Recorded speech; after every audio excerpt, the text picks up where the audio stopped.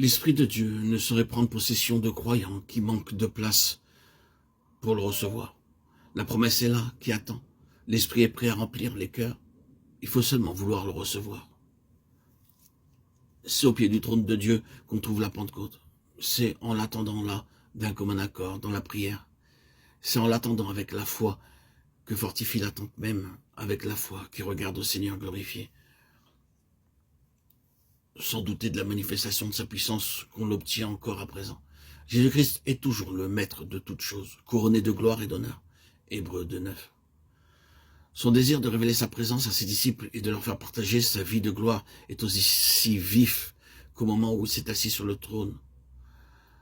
Prenons place au pied du trône, attendons-la avec une foi vivante, afin que, remplis du Saint-Esprit, nous puissions rendre témoignage de Jésus, que la présence de Jésus soit notre vie, notre force, que lui-même vienne rendre témoignage en nous, et l'Église produira des prédicateurs remplis de l'Esprit, et la vertu d'en haut amènera les ennemis de Christ à ses pieds.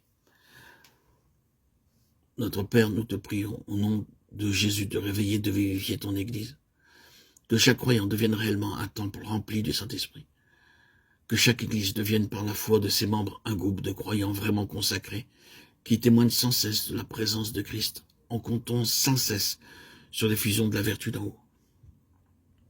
Veuille faire de chaque prédicateur de la parole un ministre de l'Esprit, et que par toute la terre la Pentecôte prouve à tous que Jésus règne, que ses rachetés sont son corps, que son esprit est à l'œuvre, que tous doivent fléchir le genou devant lui.